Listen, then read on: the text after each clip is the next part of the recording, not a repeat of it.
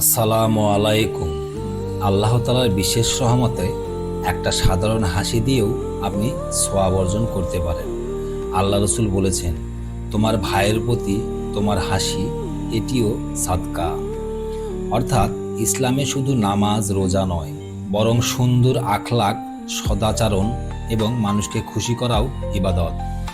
অনেক সময় আমরা ভাবি বড় বড় আমল করলেই শুধু জান্নাত মিলবে, কিন্তু সত্য হলো ছোট একটি মিষ্টি কথা, কারো প্রতি সম্মান, বিনয় আর নম্রতা, এগুলোও বিশাল নেকি। মুমিনের চরিত্র এমন হওয়া উচিত, হাসিমুখ, নম্র ভাব, অন্যকে কষ্ট না দেওয়া এবং সবার জন্য সহজ করে দেওয়া। মনে রাখবেন, সুন্দর চরিত্র ছাড়া ঈমান পরিপূর্ণ হয় না। আজ থেকে অন্তত একজনকে হাসি মুখে সালাম দিন।